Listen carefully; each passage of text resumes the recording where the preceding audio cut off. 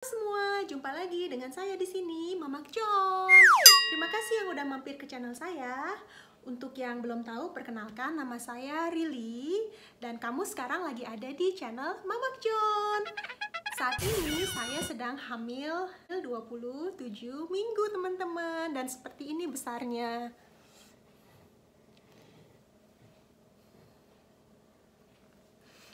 Dan minggu depan saya akan masuk bulan ke-7. Cepet ya waktu berlalu.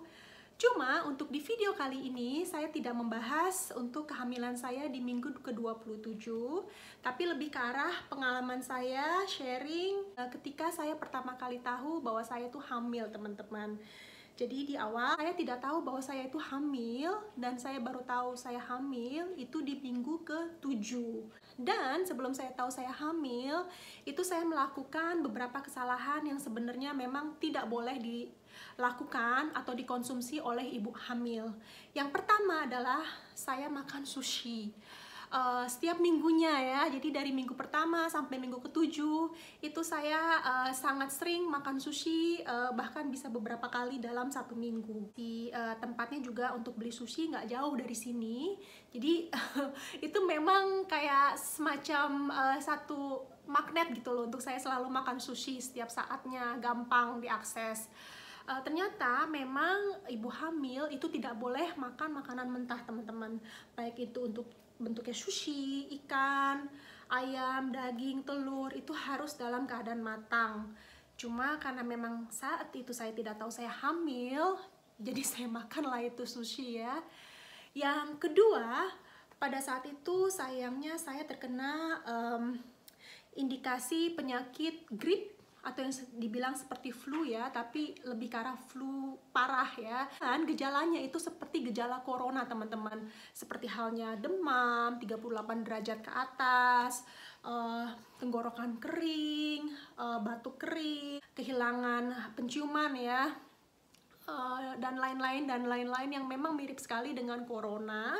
Sehingga saat itu saya mengkontak keluarga saya yang memang kebetulan itu 3 di antara mereka terkena penyakit corona. Aduh, aku gimana nih, kira-kira ya kena nggak ya? Akhirnya atas saran mereka bilang coba kontak dokter.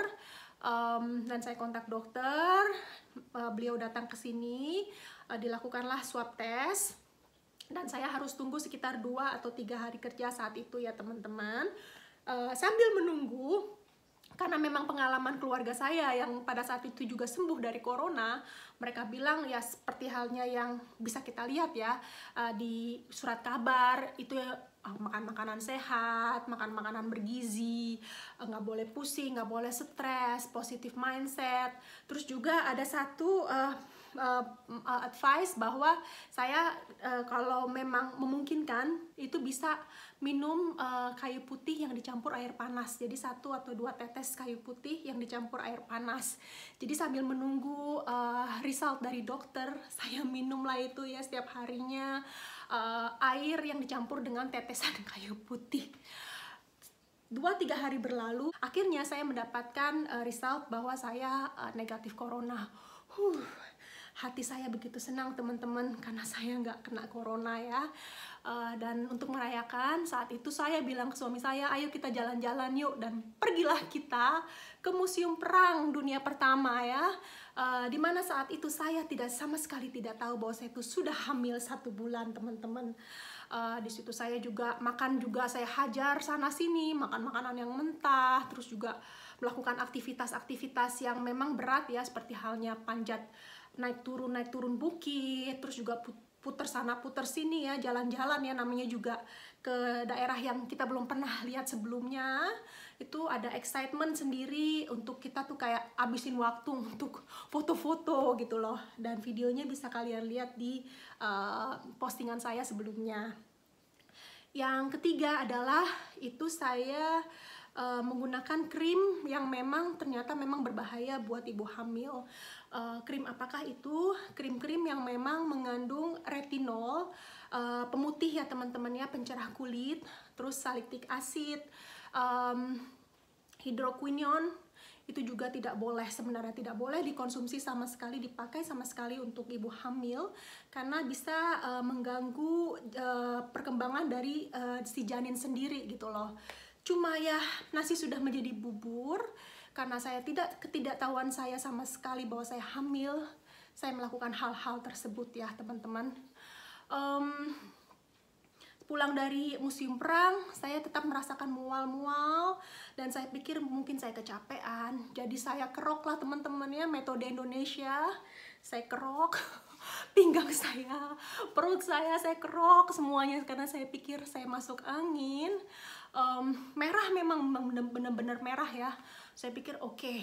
Dan ditambah pula dengan saya minum sirup tolak angin, antangin, yang juga memang tidak boleh dikonsumsi oleh ibu hamil teman-teman. Jadi memang banyak sekali kesalahan-kesalahan yang saya lakukan di antara ketidaktahuan saya bahwa saya itu hamil. Jadi kalau kalian saat ini sedang hamil, terutama hamil-hamil di awal-awal kehamilan ya, sebaiknya menghindari 4 hal yang saya sebutkan sebelumnya ya. Tidak boleh makan sushi, terus menggunakan krim-krim yang memang tidak boleh untuk ibu hamil, banyak bergerak ya yang membuat terlalu capek, itu aktivitas fisik juga tidak boleh, sebaiknya memang disarankan untuk dikurangi ya teman-teman ya, bukan di stop tapi memang dikurangi untuk hal-hal yang kayak panjat tebing, panjat turun gunung, panjat turun bukit, itu dikurangi. Dan juga obat-obatan yang keras ya, karena memang saat itu saya diindikasikan corona, juga saya dikasih spread penyemprot hidung karena hidung saya mampet, yang memang juga tidak boleh dikonsumsi oleh ibu hamil. Nah, karena memang mual-mual saya itu tidak hilang, akhirnya saya penasaran, jangan-jangan saya hamil ya. Tapi nggak mungkin saya hamil, karena 3 minggu yang lalu itu saya baru mens gitu loh. Karena memang indikasinya agak aneh, akhirnya saya berangkatlah teman-teman ke apotek terdekat. Saya beli test pack yang memang top check, yang saya tahu tuh memang kualitasnya bagus. Dan seperti ini bentuknya.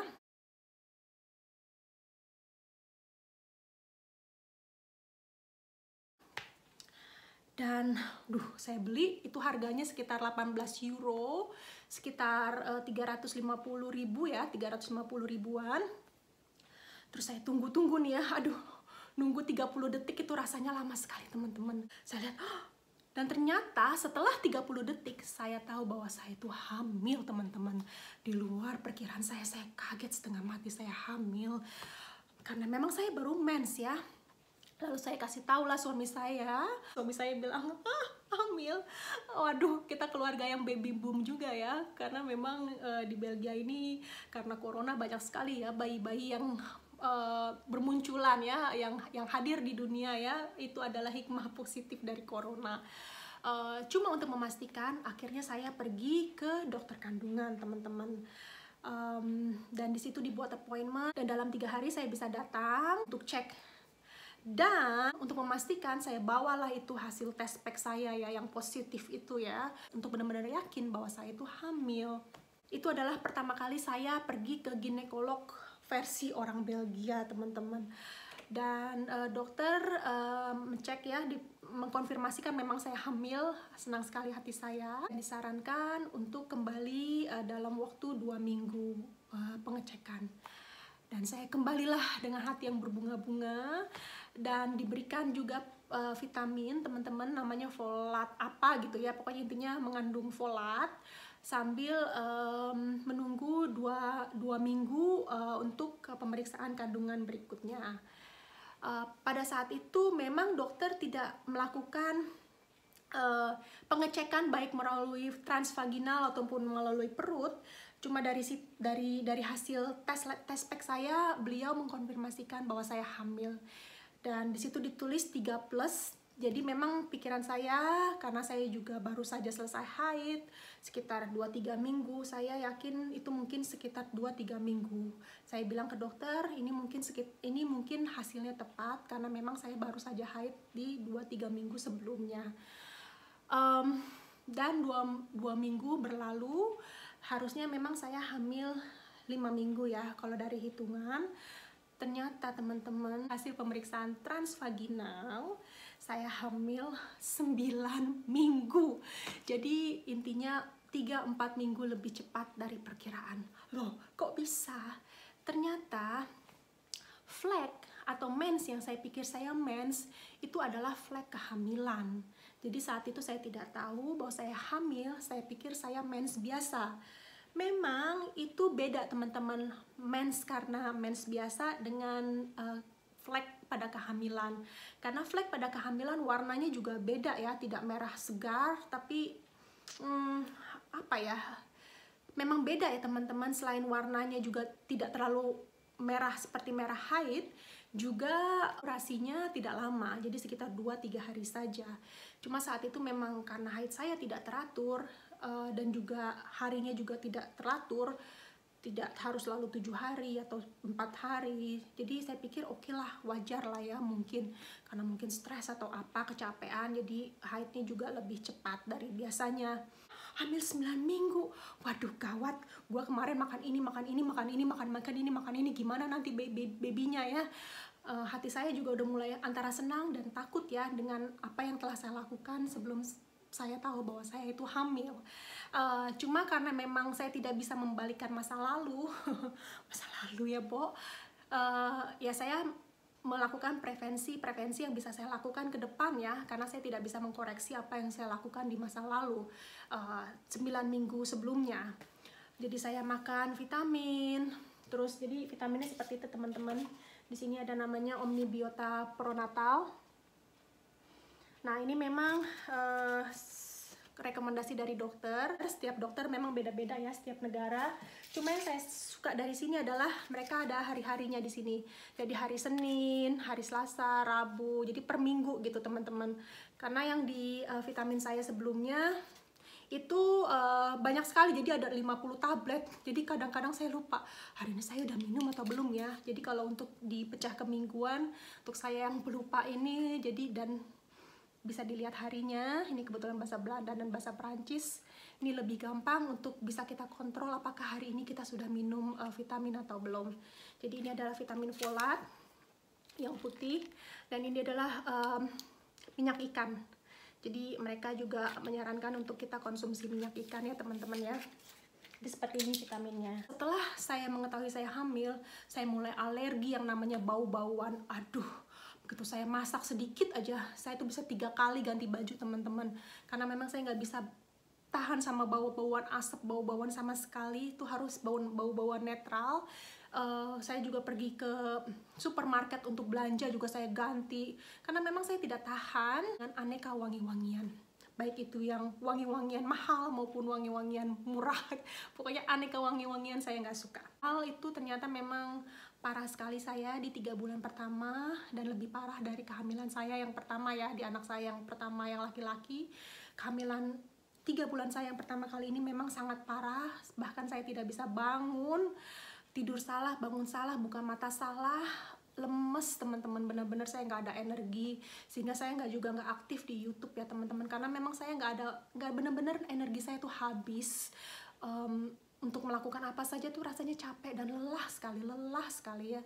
Memang hamil saya tidak muntah, tapi mualnya itu aduh, benar-benar minum air aja tuh udah setengah mati teman-teman. Jadi makanan tuh hanya roti biskuit, susu juga mual, semuanya mual.